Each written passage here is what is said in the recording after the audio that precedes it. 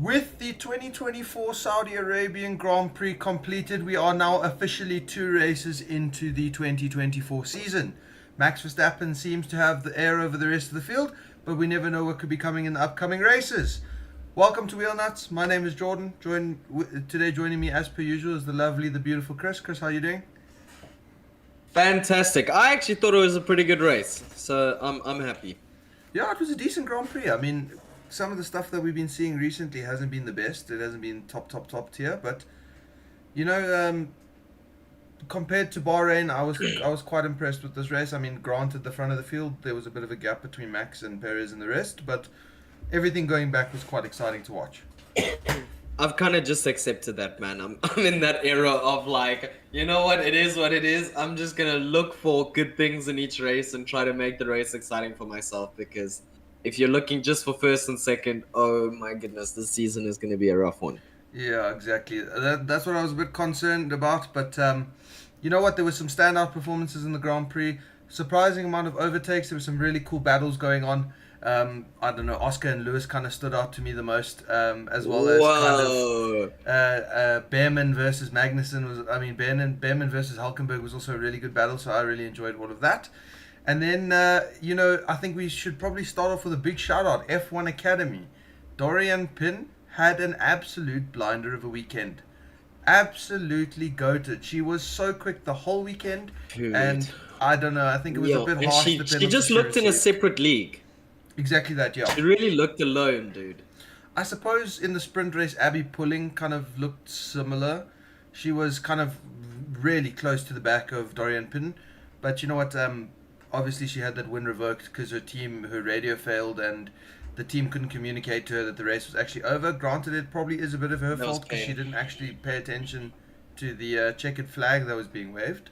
So she kept storming on at full race speed. But big shout outs to Dorian Pin, Abby Pulling as well, obviously inheriting the win from that. So congratulations to her as well. But yeah, not a bad Also, little something series for feeder.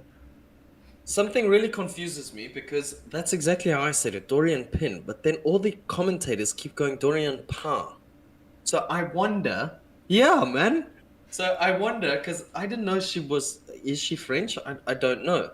But I think so she I, is. I just sit here and I wonder, like, are they doing it wrong? Are we doing it? How do you say it? Like, because PIN is pin to me. I don't see an A in there. Listen, So that's confusing. it's written on the screen. That's the way that I'm going to read it. Fair enough, Unless dude. somebody corrects me in person, you know what? I'll keep calling her Dorian Fair enough. Pin, unless the broadcasters keep going on there on how to say it, and then maybe I'll convert over. But yeah, I mean, F1 Academy, good debut weekend, I think. Really, really cool stuff. Um, Obviously, there was a couple of incidents during those races that weren't so great. But I mean, overall, really, really solid racing. And then also, So F2. I just before we move on, I also just really want to say I'm really happy that this series is finally looks like it's getting off the ground. We had a lot of support of the drivers. A lot of those drivers in F1 Academy also spoke about support from the teams. So honestly, like I'm really happy. The only reason I'm not more, let's say, excited is because not many people know, but we did have F1 Academy last year, but Yeah, unfortunately it sort of hit a speed bump. So I'll be excited when the season finishes in the way that, yes, they completed a season. This looks sustainable. So honestly, I was really, and the racing was quite good. As you said, there were a few incidents, yeah. but I felt that, they were sort of getting into it. A lot of these drivers coming from a lot of different places, like rally, from, open wheel, from sports cars. So Exactly. No, yeah. I mean it was a good solid On, showing. I was very surprised that Jamie Chadwick wasn't in the so was field. I, I dude. really thought that she would have made a return because she was absolutely barnstorming when it first So came fast. around. Yeah. And I would love to see a bit of a battle between her and Dorian Pin. I thought that would be quite exciting. But yeah, I mean you never really know. I hope that this does continue. It was nice to see some of the drivers in the paddock during the race showing their support as well, which was quite cool. Definitely. But yeah, hopefully that series can continue. But yeah, moving on. Formula 2 as well. Brilliant race. Again, fantastic race. I believe it was Enzo Fittipaldi who ended up winning that. Um, That was a good, and he dominated. Hey, he yeah, was quite fast. I was really impressed by. Who really impressed me was Jean Correa. Yeah, man. To be fair, Manuel Correa, there you go. under the safety car, he definitely should have pitted. That kind of ruined his 100%. that fully ruined his race. Like he was It in was so contention for a race disappointing. win. Because I mean, by the time the safety car was called out, I think the Delta timing boards was said he was 19 seconds ahead. Granted, you're 19 seconds ahead, and I understand his reasoning. He didn't think that the super softs would last up until the end of the race. But I mean, if you're in that position, you don't have to go on to super soft. You can go on to soft. You can go from medium to soft. They do have 3 compounds, if I'm not mistaken. I think they only have 2 actually. Was one removed for the season? Because last year they had think super so. soft, soft, medium. Okay, seeing as we're not famous enough yet to have a fact checker, let me fact check. Okay. You can carry on. Where's Jamie? Jamie, pull up the facts. Yeah, man. Formula 2 always really, really solid. Enzo Fittipaldi, I think he overtook with. There's only 2 compounds. I suppose it makes sense, but it was worth a gamble, dude. I mean, the degradation on the F2 cars wasn't as high as we thought it would have been. We saw Enzo Fittipaldi. I was just so shocked by how well he held Enzo Fittipaldi on such old tires. Dude. Yeah, that's what I was saying. The deg wasn't that Credit. crazy. I mean, if he went on to Yeah. super softs, he probably would have won the race. And what a story that would have been. That would have probably been the most popular F2 win in the history of Formula 2. Agreed. Agreed. But yeah, great showing from Juan Manuel Correa. Always lovely to see him after his incident that he had way back when. But yeah, Enzo Fittipaldi in another league this weekend. I think he overtook with 4 laps to go and he built a 7.5 second lead, which was pretty bonkers. Bit disappointed by Kimi Antonelli. I'm not gonna lie to you. He got stuck behind Kushmani and he got absolutely run over by Dennis Hauger in the closing stages. So I think he needs to start getting a little bit more grips with the car, because obviously there was the pace in the car. Ollie Behrman, before he got jumped up into Formula 1, which we'll get onto in a second, Ollie Behrman was on pole, so the pace was there in the car. But again, Kimi Antonelli just wasn't on top of it. But I mean, still decent showing. To be fair, I mean, P6 when he skipped Formula 3, Yeah. it's not bad. In his second ever race in Formula 2, it's one of those, it's a fine line between, you know, you need, and such as higher tiers in motorsport that it is so cutthroat. I mean, Formula 1, 20 seats in the whole world. So it is one of those where, you know, does he need time to learn? Yeah, sure. But if you take too long to gear up, there will be people that will pass you. Yeah. So it's a very fine line, yeah. And I mean, now more than ever, with all of the drama at Red Bull and the drama around the seats and conspiracies going around, getting your CV a little bit more current and up to date and kind of stand out is quite an important task at the moment. I think, especially for the junior, the feeder series drivers. But yeah, I mean, overall, really good feeder series races. I think I did probably prefer the F2 race to the F1 Academy race, just surely because of the length of the race. I think if the F1 Academy actually goes into a bit of a longer format, it could be quite a bit more exciting. I would be down. Because then they can start playing around with pit stop strategies and all of that. That could be quite cool. But for the time being, 100%. I mean, last weekend with Bahrain, banger feeder series races. This weekend, banger feeder series races. But yeah, I think it's about time we hop straight into the Grand Prix, the actual main event of the weekend. Obviously, Max Verstappen, indomitable as always. Absolutely. It's so close to the walls. The whole race. Bro. I watched some of his onboards, and the whole part of it is also that, you know, for some of our viewers, what Max was seemingly enjoying doing, especially at Jeddah, is he turns in early and he sort of lets the car drift and then it recatches grip and he pulls it in. So, you know, this weekend he was just on top of that. And the only risk with a strategy like that, as you can imagine, is if that car bites before you get time to drift out, you're straight in the wall. Yeah. So for Max's skills to be doing that for 50 laps in Saudi Arabia heat, I was impressed. But I mean, he just looked at one with the car from practice to 100%. qualifying to the race. I mean, there was just nobody else who was ever going to stand a chance in that Grand Prix. A driver that I would love to talk about, and I think he's been soaring under the radar a bit after all of his drama that was going on with his seat over the previous year. Sergio Perez. This year he seems refreshed. He seems like a new driver. He's been hopping in the car. He's been doing his duties. He's not been fighting Max or overstressing himself for a race win. He's just been getting in the car and doing the job that's required. And say Max did have a DNF or clipped a wall or something, he would have been there to pick up the pieces. And that's exactly what Red Bull's paying him for. So big ups to Sergio for this weekend. I really enjoyed his driving. He raced really, really well. Totally agreed. He also made some fantastic moves to get back into those positions after the early safety car. It wasn't just, driving to the sunset. And exactly as you said, I think, funny enough, last year he was trying so hard to keep his seat by pushing over the limit that now, by driving at his limit, which is slower, he's just guaranteeing his seat, especially when his potential replacements, both Yuki and Daniel Ricciardo, did not have great weekends, I felt. Shame. Danny had a bit of a stinker. It wasn't all their fault, but oof. To be Still honest, didn't look great. they both had a stinker. And I don't know, Daniel Ricciardo, he needs to start picking up his socks. Because, I mean, I do believe that he is a better driver than Yuki. For sure, he's a better driver than Yuki, in my opinion.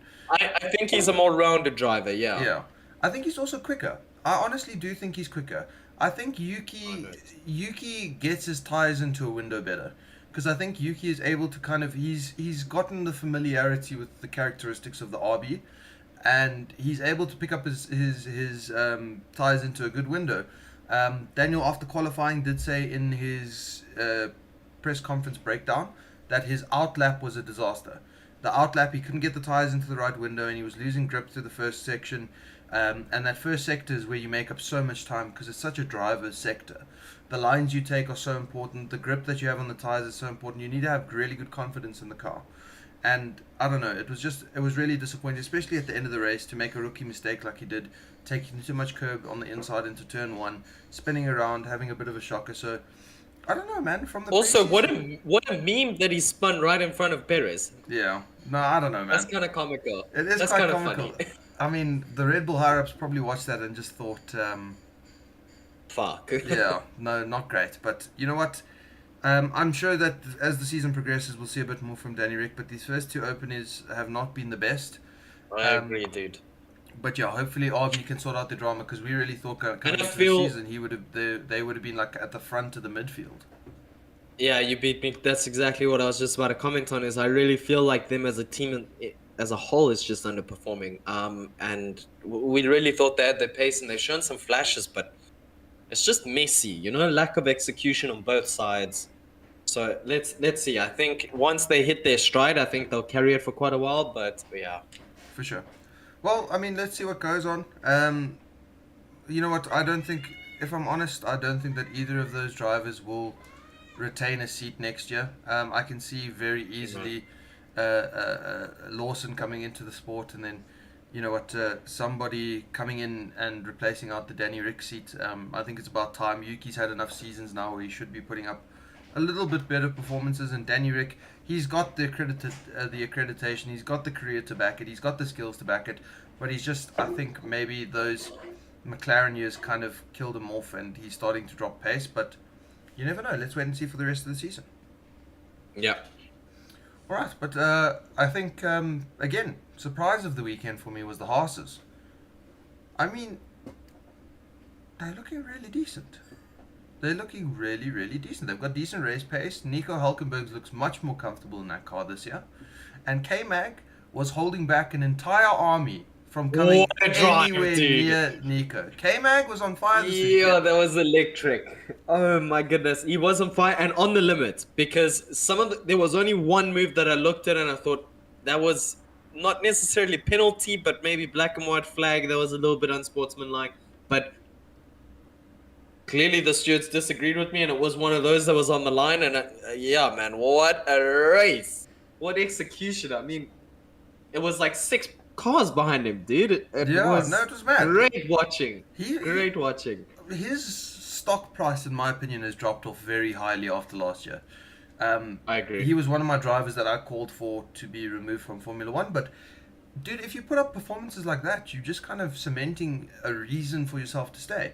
He probably is the reason that Nico scored that point, because he was on the limit, on the defense. Yes. He might have not gotten the glory like Nico did, but kudos to K-Mag. He had a absolute stonking weekend. Respect to that man.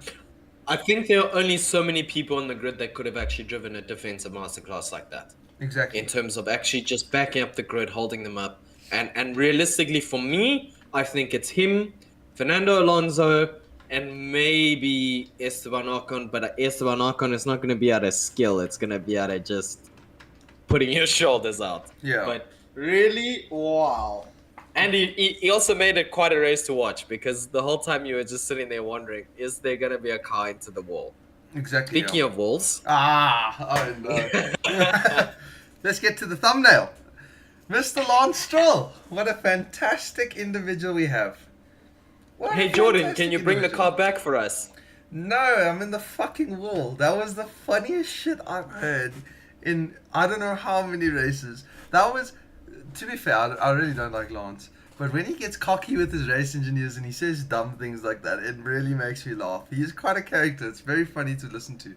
But I don't know. I just don't think I could have heard a more perfect response to that question. Because, granted, it was quite a stupid question to ask.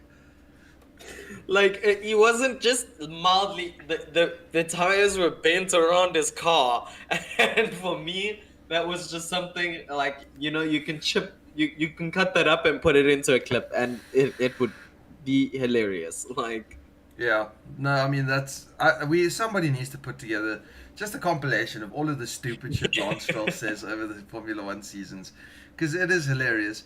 We need one of like those hype montages where it builds up and it gets all hype, and then it just shows him binning it like 6 corners in a row in Monaco, then binning it into the wall, then saying dumb shit over the radio. I think he's quite a funny guy actually.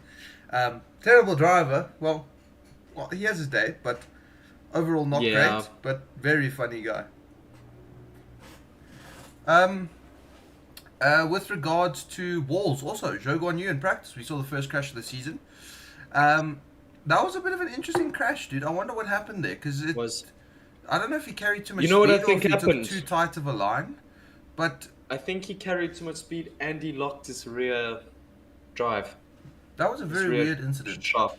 Because usually, I agree. Usually I we agree. don't see kind of incidents in that specific corner. We see incidents in the corner after that with the big mounted curb. That's kind of where we saw Yeah. Mick Schumacher go into the wall a couple of years ago. We've seen a couple of big shunts over on that side, but again, it felt like a very bizarre crash. I feel like if Zhou was carrying that same speed in majority of the other cars, they would have just stuck to the road. Because that section seemed to be on quali runs. It seemed to be full flat. So I was quite fascinated as to how that actual crash happened. Thank goodness everyone was okay this weekend. But yeah, I mean, I think again, Zhou being one of the drivers under scrutiny and Bottas being under scrutiny, I think Zhou's not really doing the most for his stock pricings, especially over the past 2 seasons. He's a decent driver. He's very bang average, but he's just not cutting it in the sport, I don't believe. I agree, and he's one of those drivers that I like to call and pretty much most people a sponsor driver. He's there to please the sponsors, get some money in, because for those of our viewers who don't know, Sauber is transitioning into Audi completely in 2026. They've now acquired 100%. So realistically, he's got 2 years to try and stay with his current team, but Audi with the money injection look like they're going to be very strong. So yeah, I totally agree with you, Jordan. He's not doing enough to sell himself. For sure. Excuse me, I gotta go sort something out. No, that's all good. Let me hop on to some questions that have been arising in the chat. So we've got, what is my view about the rolling start? I'll bring that up with Chris. I think we both need to discuss that. I think that should have been a penalty, but I'm not too sure. And then Jenks has got a question here. Now that we've had a few races in Jeddah, overall thoughts on the track? I mean, I enjoy Jeddah. I love it. I think it's a really cool track. It always makes for an interesting race. It might be super tight, but I mean, they've got enough straights, they've got enough DRS zones now where overtaking is a real possibility. And we saw that over the weekend. The only issue is if you've got a leading car with as good balance as the RBs do, and then as good performance as the RBs do. Sorry, I just saw the next question in the chat. What was I saying? When you have a car with as good balances, as good performance as the RB does, there's nothing really that you can do to stop them on a track like Jeddah, because they're just able to ride the curbs perfectly. They're able to take the corners as to need and not stress about understeering or oversteering into the barriers. And we saw exactly that happen this weekend, where they just buggered off into the distance. I tell you what I really like about Jeddah, and it's the same reason why I like Baku, I like Monaco, and that is that it's not always mainly Monaco. It's not always that the most exciting racing, but it's the fact that any second you can have a huge accident that just shakes up the whole grid, and Exactly that to that. me is what makes it exciting. Is you're sitting on the edge of the seat the whole time thinking, man, that was close to the wall. If he had crashed there, then safety car comes out. Then Lewis Hamilton and Lando Norris are suddenly looking really good for a podium, man. And it just unravels like that. So that's, Jenks, for me, that is really what makes it exciting. I think it's a really cool track in terms of how fast it is, how cutthroat it is. I was really surprised we didn't see more accidents in the race. I was Yeah, super surprised. I was surprised as well. Obviously, we saw a bit of drama in the feeder series with a couple of crashes, and that's kind of what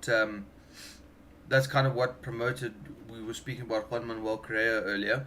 Exactly that kind of Yeah. situation where it shakes up the grid. It gives you an exciting potential for an exciting result. So I don't know. I just feel like Jeddah is a track that I wouldn't mind seeing staying. I've seen renders of the new Qiddiya track.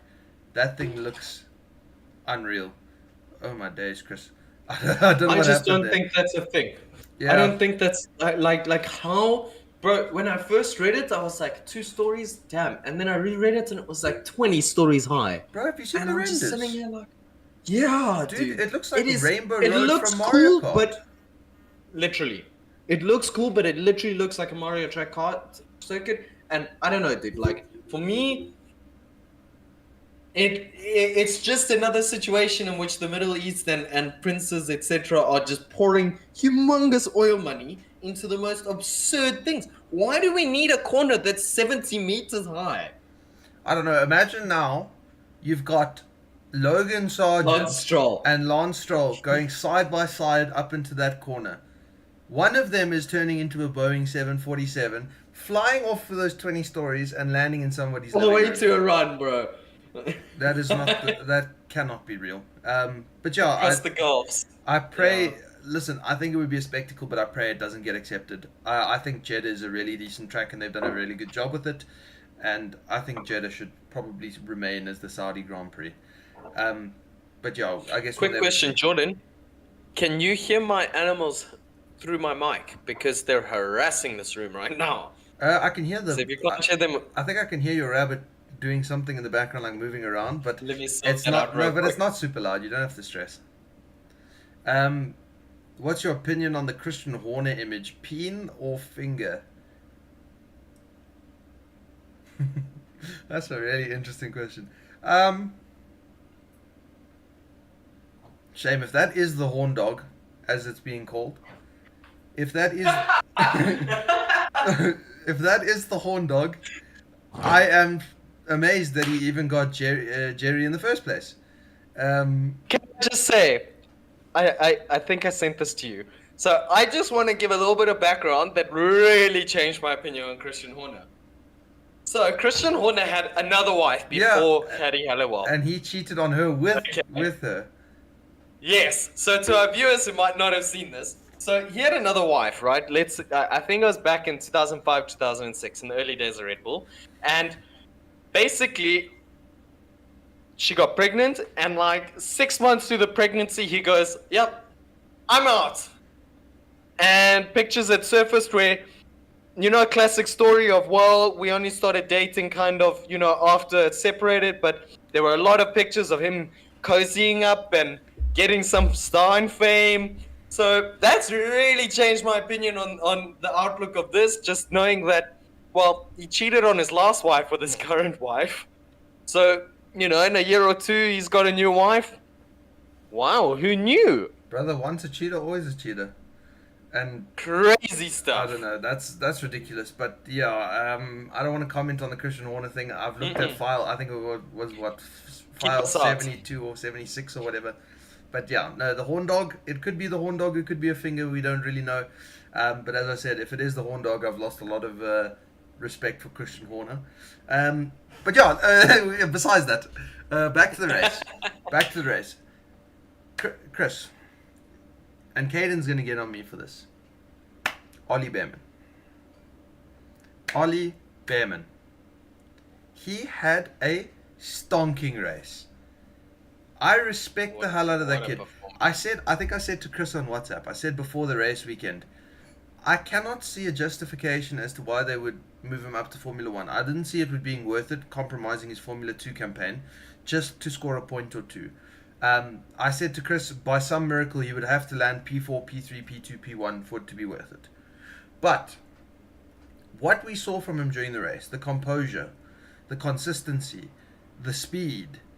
I mean, granted, he is driving a Ferrari. It's not the fastest car on the planet, but it is quicker than most other cars. But to step into that car from FP3 to qualify 11th and only miss out on out qualifying Hamilton by 36 hundredths of a second. Yeah.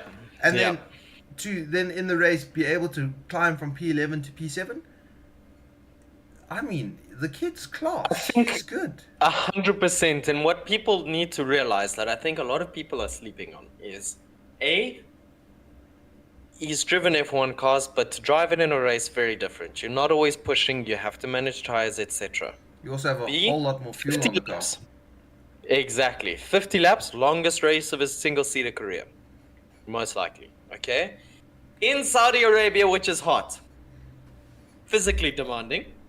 And we all saw those corners. A lot of them are blind. You just have to turn in, make your prayer that the back will commit and stick in and go. So, dude, I was blown away by his performance. And I kept the whole race. I just kept talking to Pauli like, look at this guy. Look at what he's doing. The pressure. He's driving for Ferrari. One of the most high-pressure environments in the world. Like, bro, I have nothing but praise for that man. Honestly, credit where credit's due. What a drive. I think a drive. This is one of the first times I've seen Ferrari kind of treat a substitute driver or a junior driver properly. Where throughout FP3, they didn't say, listen, we're expecting this, we're expecting that. They said, take it easy, build yourself up, get into the rhythm, get into the swing, just do your race, complete your cycle, whatever you want to do. And I think it took a bit of pressure off of his shoulders. And he performed stonkingly. And I mean, Saudi is such a heavy G-force track, which is, I mean, a lot of those corners are completely flat. If you saw, there was a photo that was released after the race of the headrest in the car, on the left-hand side of his headrest. It is literally, there is a dent about this big from where his helmet was sticking. I didn't see that. I'll find it for you after the podcast and I'll send it to you. It's from where his head was sucked into the side of the headrest, and it completely concaved. That's how hectic the G-forces at the track are on his neck, and to still be able to compose yourself under that kind of environment and still to walk away with a P7. Hats off. I will be man enough to admit I got that dead wrong. I think it was very much worth it. His stock price in Formula One is beautiful. 100% skyrocketing, and he looks like a favorite to replace one of those Haas boys. I think it might have to be K-Mag. If I was, I don't know, hey, I'm looking at it because here's the perspective I have. I'll keep it short, but I think Kevin Magnussen is striving to stay in Haas, whilst Nico Hülkenberg is striving to move from Haas. So I think Hülkenberg to Audi, this would be the year to do it. Yeah, and then again, you've got a German in Audi. So to me, I would say, Kevin Magnussen has been very diplomatic this season. Well, it's been 2 races, but so far, he's happy to play the team game. Sure, look, I'm here. I can play the team game. What you need, keep me. Get rid of the other guy. He just wants to boost the CV. For sure. So, and Komatsu also was, of course, in charge of Behrman during his FP1 sessions. Exactly that. So he's got some experience with him. Yeah. I would be happy to see him in F1, dude. What a performance. Yeah, no. And with how close the front was, P7 is not bad. Exactly that. P7 is really not bad, because I think a lot of people just look at Leclerc and go, yeah, Leclerc was so far. Yes, he was, but with how close the front are, like if he had just qualified, if he'd gotten into Q3, realistically he's probably 8th, 9th. Now he's got 3 more positions to make up at least, in terms of not 3 more from 7, but 3 more from where he starts. That's already P6, P5. Exactly that, yeah. Insane. And I mean, yeah, respect to how he composed himself. He's such a nice kid as well, so respectful. He is. He's such a cool guy. I really respect him. I think he's going I to want make a him. fantastic I want Formula him in One. F1. I think he's going to make a fantastic Formula One driver. So yeah, I mean, everybody can call me a Ferrari bias or whatever, but if you do not acknowledge what Ollie Behrman did this weekend, I don't know what to say to you, because that was brilliant. That was fantastic. Big ups to Ollie. That was great. I think deserved driver of the day. Can't say much more Yes. about that. K-Mag was also up with a shout, and I think maybe Piastri could have been up there with a shout as well. Why would you give Piastri and not Lewis? Because you're trying to bait Because me here. Lewis- You're trying to No, bait me here. it- You're trying to bait You me here. actually played perfectly because I was just about to segue into that battle, so you gave it to me perfectly on a platter. But obviously, I am a bit biased. But the way Lewis Hamilton drove this weekend Fantastic. showed that look, like his pace is not there, and I think this weekend just showed that look, this car is not perfectly mine, but I can still drive. I've still got the strategy. I've still got the defense moves. I still understand what to do. I'm not extracting 100%, but I can race. And Where- wow, I can't actually remember where Lewis did finish. I know George finished, what, 5th? P8, I think. Oh, but I No, mean, P9, to be fair, because it was Behrman, Norris, Hamilton. yeah, I think Lewis has formed a bit of a habit of not pitting under safety cars and being willing to run He super couldn't. long, and sometimes it kind of ruins his race. Granted, he But he probably would have couldn't. dropped That's too the far issue. back. Yeah, I mean, That pit lane was too full. yeah, That's the problem. yeah, no, I don't think it's his habit. I think because you're right. I think it's Mercedes making the choice that like, oh fuck him, he's leaving. yeah. So they keep sacrificing him because you're right. He is normally the sacrificial lamb. Yeah, but I mean, I can understand. In respect to Lewis, Lewis did drive a super solid race. Again, I just don't think he's at grips with the car. I don't think he's on No. top of it. I think George is probably a bit more comfortable in the car itself. But I don't know. I could definitely see Lewis kind of bridging the gap within the next race or two to George and getting on top of it. But yeah, I mean, good race from him. His defending, fantastic. Absolutely ridiculous defending. I can't lie to you, the battle that he had with Piastri was unbelievable. To me, that was one of the things that made this race. I mean, you just got to strap in and sit for what, like 10, 20 laps of, is he going to make it this race? This lap? No. This lap? No. This lap? Exactly And that. all of it was quite fair. Between both of them, it was respectful, it was neat, it was tidy, and it was just, I don't know, I really enjoyed that. And again, just being Jeddah with the walls so close, it adds a little bit more excitement. Definitely. Yeah. Of course, I'm biased, so. You know what I love this year actually? We haven't seen much like scuffed racing as yet. Generally, kind of in the openers, Agreed. everyone's been quite. There's been some rusty drivers, and you see some sketchy maneuvers. But everything's been quite clean and quite respectful this year so far, and I think that's really good to see.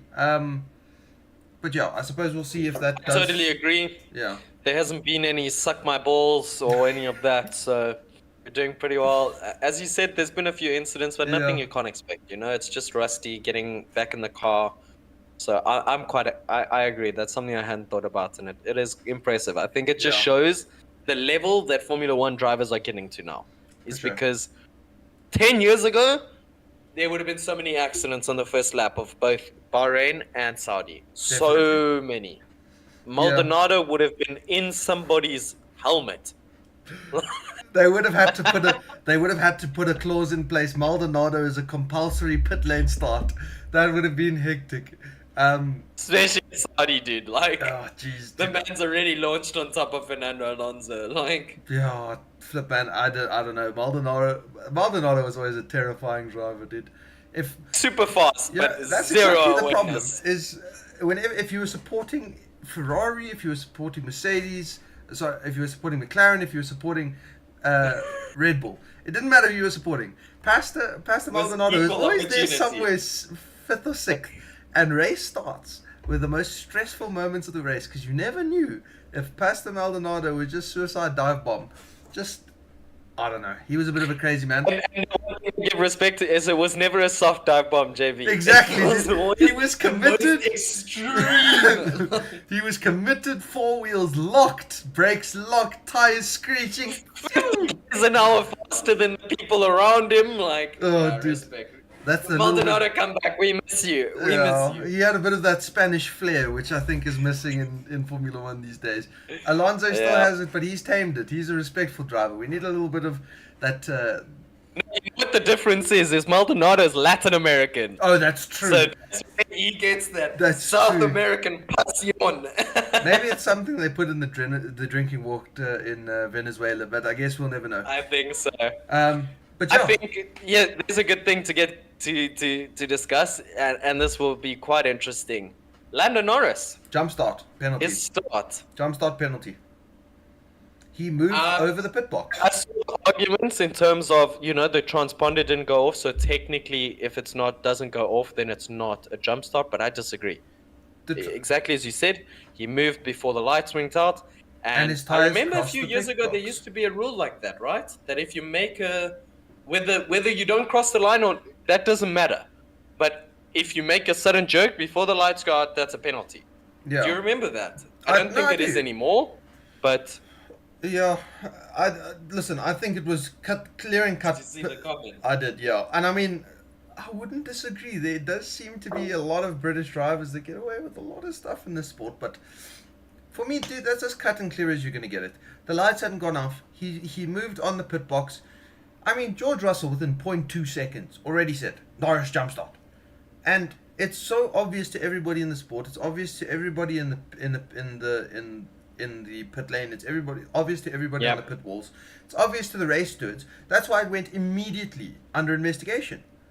I just don't. But that's where I cannot see how in the stewards room they went against it. Exactly, and that's where you built onto my point perfectly. I really think F1 needs to get better at transparency because For people sure. are starting to watch the sport. They look at that and they think, well, he jumped and then moved. Then in, I don't know, 10 races, somebody's going to do the same and they're going to get a penalty and everyone's going to go, well, Norris didn't get a penalty and nobody's going to know why. You have to really dig to see the reasons. I feel like And that's frustrating me. For me, ever since Michael Massey was around, I have been a bit of an advocate for having at least an audio component inside the stewards room. So you can have a debate, an actual recording Yes. and a debate on I would like that. what the stewards are actually saying, because nobody knows what's being said inside that room.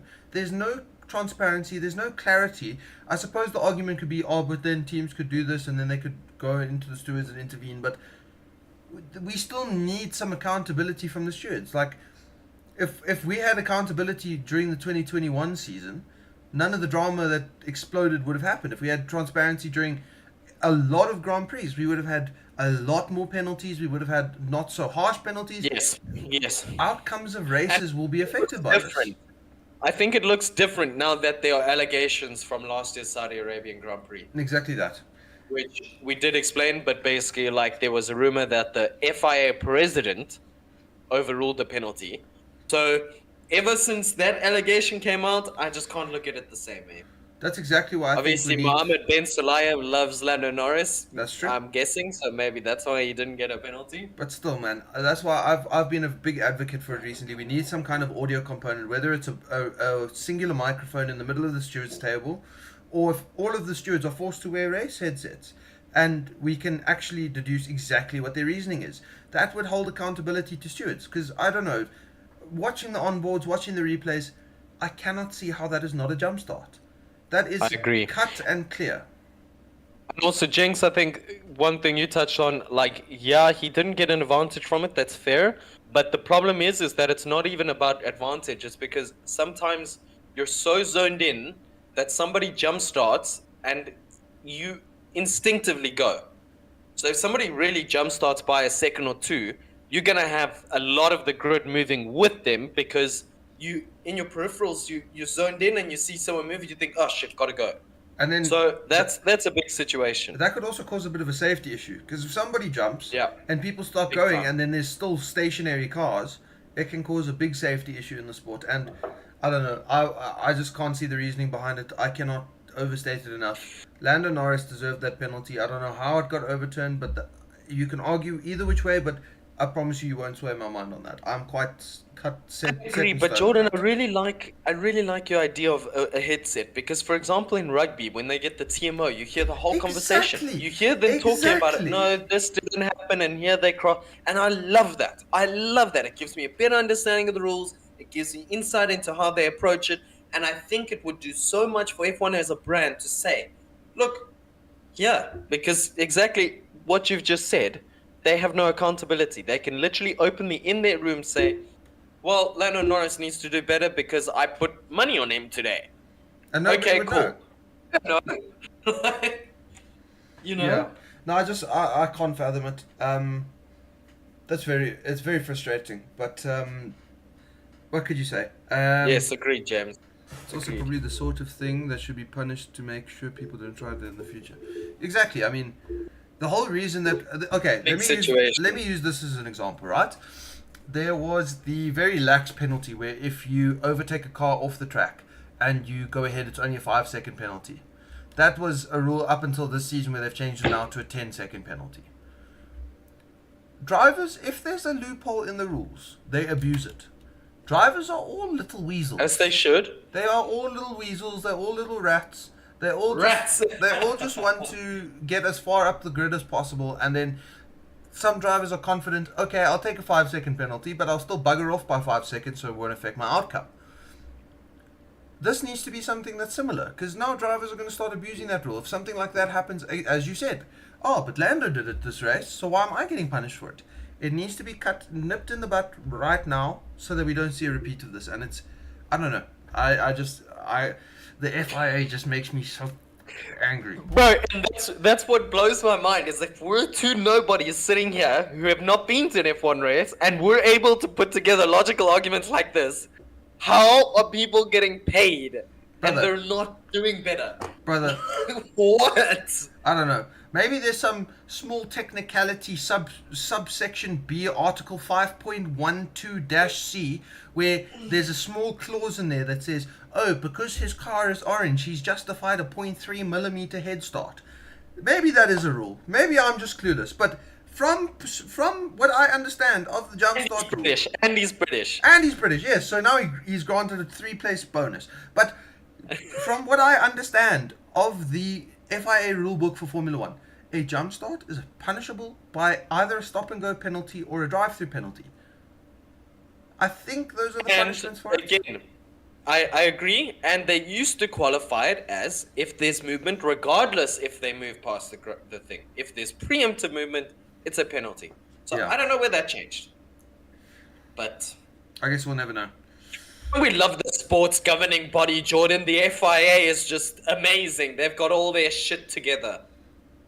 I promise you, dude, if I went to an F1 race, I'd break into the paddock and go into the steward's room and just start systematically just beating them one by one. I got you. If we get 1,000 likes for this video, I'll do exactly that. Nobody alert the police, please. The video goes famous, Chris, dude. Like, you're going to be blacklisted from every Grand Prix in Europe, I promise you. it's worth it. I just want to see Lewis Hamilton and Mercedes once, and then I can be good. Okay, that's valid. But yeah, I think a nice little topic that we can jump onto, kind of just to round off the podcast. We don't want to do too long of an episode today because sorry guys, we kept it a bit late. In South Africa, we have the beautiful thing known as load shedding, so my power was not restored from 6 until 8:30, and then at 8:30 I came on, and then I had to get everything ready, but. Because we're so late, we're not going to run it too long, but I think we should maybe hop onto one last little segment. I thought it would be quite cool if we could go over and we could rate the teams and kind of their performances over the weekend, regardless of position, kind of who surprised you, who didn't. Obviously, everything taken into account, the logical way to do it would be by finishing position, but kind of based on overachieving and underachieving, how would you rate them this weekend? So how do you want to go team by team? Do you want to put them in categories? We can do you want to do 10 through 1, or do you want to do kind of standout teams? Let's do 10 through 1. Okay, cool. So let's start with Alpine. Sauber was last this weekend. Okay. Sauber, I will put in 8th. Yeah? Sauber I'll put in 8th. I think the mechanics being able to even get Zhou Guanyu ready for qualifying, That's true. big ups to them. I think that they had a quiet race. I don't think that they did much wrong, but the pace just wasn't there in the car. So, yeah, I don't know. You know what they did do wrong? Yeah. Second 40-second pit stop in a row. Oh, yeah. That's true. Okay, but Second actually... time they've cross-threaded a nut. That's I true. just thought of that now. I forgot. I completely forgot. Bottas had 50 seconds, so did I. Bottas had 50 seconds last week and we got 42 seconds from Sao Guan Yu. At least they changed the drivers. Exactly, You know, yeah. at least they fucked over different drivers. No shame. That to me was disappointing. But besides that, I thought they had an okay weekend, and I agree. They were pretty impressive with their Okay. reassembling of the car. I think let me do it this way. So in 10th place, I'm going to put VCarb.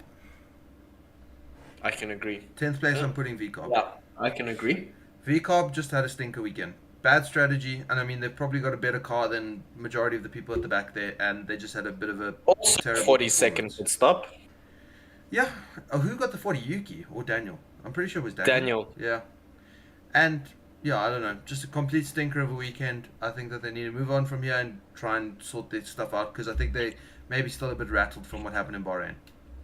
And for me, it's not that they had the worst weekend. It's just expectations. For sure. Like they didn't have the worst weekend pace-wise, but it was just they're not pulling their weight. So I Yeah. agree. No, P9? definitely. P9, I'm going to go for Alpine. I mean, when you have Pierre Gasly DNF Fuckers. almost as the race starts, I mean, it's just... That was painful. It's a shocker. Yeah.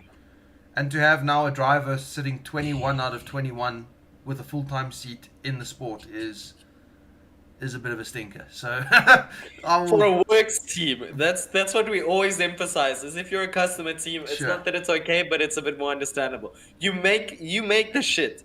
You can fix it. Come on. exactly, yeah. So I'm going to put Alpine in 9th. I don't think that they had And as I much of a think- stinker as VCarb, because I think the expectations were low on the weekend, but That's exactly it. still had a stinker.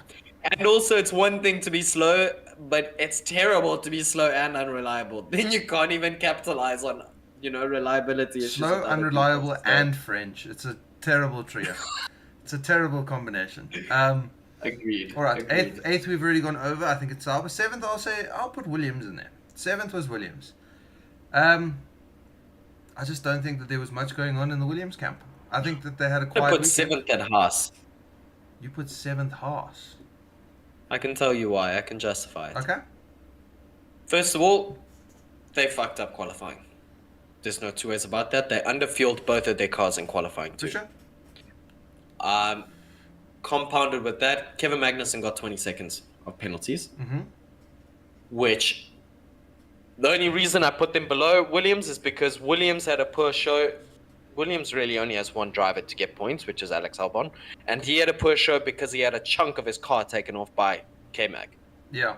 So Okay. that is the only reason. I'm not saying it's a huge gap, but they're like this for me, For sure. And I just think Haas could have kept. I think Williams made the best out of what they had given the accident. I think Haas could have done better given they just sorted out qualifying, For sure. which is don't underfuel the car. 100%. So to me, that was a pretty easy mistake. So that's the only reason why, as I said, they're like this, but I'll put Haas below Williams. For sure. You might be shocked with my Haas ranking on this. So yeah, 7th Williams. 6th I'm going to go Aston. Yep. 6th They only have one driver. Yeah, they've got one driver and the other one shagged it into the barriers. He's making love And with then the Barry R. famous engineer asked him to get it back. They just- Like it was just memes. compounding idiot. Yeah. Yeah, I mean, great. Fernando Idiocy. P5 is a good result. Super solid result. But you know what? It should be better. Lance should be somewhere up there. He should be a point scorer. Yep. And I don't know. That was just disappointing this weekend. Yeah. Albon was only 12 seconds off Hulkenberg, eh? Yeah, I know, because K-Mag That's put on crazy. a Viking pillar of defense. Yeah, but I'm saying he was only 12 seconds off Hulkenberg with K-Mag's defense. That's not bad. With a broken car, that's not bad. I think Albon is just a banger driver. Next he's so up, good. yeah, he is, dude. Next, 5th, I've gone Haas. Again, K-Mag in the points. Hulkenberg in the points. K-Mag with the monster defensive performance. Slapping penalties left, right, and centre. I can holding back 1,600 drivers. Holding back Ronan's army of 300. Solid showing. I think that they really overperformed. They outperformed the car this weekend. Maybe not qualifying, but for sure in the race they did enough. They really did enough to impress me. Really good way to fix their qualifying and really, really creative. Yeah. That was quick thinking on the spot. That impressed me. Yeah. For me, next up is Mercedes. I've gone Mercedes as well. Like, this is the second weekend in a row that I get so excited during practice because I think, yo, this track is gonna, our car is lit, it's sorted, we're gonna be fighting. And they just lose pace. It's not that the others get faster. Look at the timesheets. Mercedes loses pace over the weekend. What? There's more grip. How? How do you do this? Yeah, no, I don't understand, and I don't know what's going on with the power unit.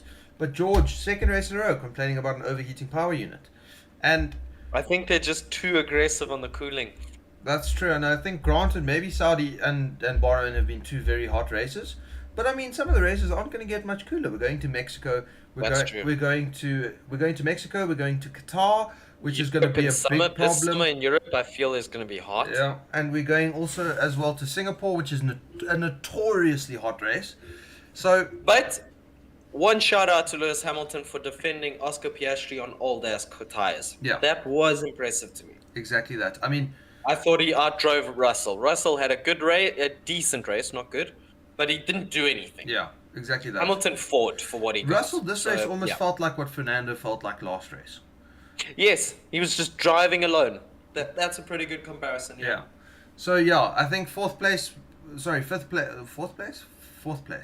I don't know. Yeah, I think Mercedes in fourth place is completely valid. Third place, McLaren. Yeah. I mean, the jump start thing, not lacquer, not very good. But you know what? Oscar, really, really solid performance. He absolutely dominated Norris this weekend. From the get-go. Yeah. And he did the same last year, so obviously he's pretty good at this track. I think he was. And he dominated in F2. He won the inaugural F2 Jeddah Grand Prix, if I'm not mistaken. So he's got a good track record around the place. Super, super impressive pace. Obviously, I think a bit of inexperience showed when he was battling Hamilton, going deep into turn one a couple of times, allowing for Hamilton to hit the switchback, locking the tires a bit, especially exiting out of the last corner. Yeah. But I mean, when to me what made that battle was it was just one of the oldest drivers on the grid versus a nice rookie. Like, let me show you what I can teach you. Exactly that. But I mean, the way that he eventually did set up the move, taking it a bit easier, he kind of evolved as the Grand Prix went, set himself up beautifully. Very nice, wider line, kind of clean cut exit through the last corner down into turn one, stuck the move. Very solid. I felt bad for him because it was like, he never actually got to make the move on Hamilton because he boxed. Exactly that. Like, for me, that would have eaten me alive. Like, I'm finally going to get him, and then you just see him pit, and you're like, now I can't say I passed him because it was given to me. So I felt bad for him there. Like, that would have crushed me. I don't know if you saw his tweet after the race. It was very funny. He says, P4, great showing from the team. I am now a Mercedes rear wing expert, which was very funny. It was good. I love when drivers are charismatic. Exactly I really appreciate it. No, that was good. Good showing from McLaren. I think Lando probably could have done a bit more, but again, he was on a similar situation to Lewis with the tires. He definitely should have had a 5-second penalty for the jump start at least, which probably would have affected his race. But you know what? Sometimes things go your way in this sport. Second place. I've been tossing and turning between second place and first place. No, for me it's easy. Obvious answer: Ferrari second, Red Bull first. And it's not that Ferrari did bad for me. It's just that Red Bull didn't step a foot wrong. What's your argument? The only thing that I can say about Ferrari is they absolutely maximized the weekend, and Ollie Behrman had performance of the weekend. That's the only thing that sways me in the way. Yeah. Sure, Max. That's fair. Max was absolutely dominant, but for Ollie to step into the car and do what he did, I think that kind of bumped up Ferrari's rating for me. But I think you're right. Probably it would be irresponsible to put Ferrari first, and there would be Ferrari. As you mentioned earlier, the way they handled him. Exactly. I like that. I The way really they did. talked to him, they coached him. They said, "Look, it's all good. Don't." I like that. For sure. And yeah, I think maybe it's the more responsible route. I don't want Ferrari bias to be popping up in the chat all the time. So, second Ferrari didn't step a foot wrong, but they weren't Red Bull, which Yeah, I think that's for me, and unfortunate. I think we've had like the same lists now. Yeah. But yeah, first for me, Red Bull, absolutely indomitable, Agreed. flawless weekend, flawless execution, flawless performance, two great drives from their two drivers, can't complain. And I really like the way, this is something we didn't speak about. I really like the way Max sort of bid his time waiting behind Norris. He didn't send it. He didn't push the envelope. Nothing. He just waited. Tires are gonna go off a bit, and I'll have my time. So I was pretty happy with that. But I think that's always the mark of somebody who's now in their groove. This is the prime of all That's true. primes that I have ever seen. And And also, he knows it's gonna come to him at some point. I have never, ever, ever in my time watching Formula One seen a prime quite like this. This is, I mean, granted, he's probably had some of the most dominant machinery out of anybody. There's nobody that's really Yes. been too close except for maybe the first 6 races of the 2022 season. But yeah, I just, dude, I cannot fault Max on a single element of his driving. He's the only thing that I can And say this is is where- sometimes he's a bit trigger happy with his defense, shoving people off tracks. Yeah. That's seen quite a bit. That bothers me. Yeah, that is quite irritating. I mean, we saw it with Lewis in Brazil in 2021, and then we saw it with Charles last year in Austria. We've seen, And it works for him. He kind of has Sorry. this mentality of it's you versus me. yeah, Or we both die. exactly that. Which works, but Yeah. it's very frustrating because it's like, well, I you're meant, going to win the rest of the races. So, Sorry, I meant Las Vegas, not Yeah? Austria. Austria was the one in 2019 where Charles eventually did get past him. That was the one that I was thinking of, but yes. obviously Vegas last year. But yeah, I exactly would what just you said. love to see Max in his prime with this car at one, battling with, I don't know, like Lewis with one of his prime, like the W14, I think. Like that to me would be a championship. Yeah. Because seeing two drivers that they know what their car is going to do in battle, that would be phenomenal. But yeah, we don't have that, so it is what it is. Yeah, all right. We'll give predictions for next weekend next week so that we can keep our ear to the floor and try and get some better predictions. For sure. I think maybe on Friday we can release our predictions on the Instagram. Speaking of which, if you haven't, Instagram at WheelnutsF1, go follow. X as well, at WheelnutsF1, go follow. If you haven't, I hate you. Me too. No jokes. We're being dead serious. If you haven't followed us, we hate you. We actually like. You know the Duolingo memes? We will come find your family. We're not joking. It's gonna happen. You'll get a phone call at 2 a.m, and then you have 7 days. Lock your doors at night. That was so weird. That like right in my ears. Oh, dude, don't do that again. All right, but Okay. yeah. I think Thank you, everyone. that should be us for today. We've run a bit longer than Yeah. our run plan was expected. We bargained 45 minutes, and as per we went over. We saw it coming, though. But yeah, again, thank you so much to everyone who got involved in the chat. We love you. We appreciate you. Unless you haven't followed us on X or Instagram, then we hate you. Chris, as per always, thank you very much. You're so beautiful. You're so lovely. Thank you for being the best co-host on the planet. And thank you, Jordan.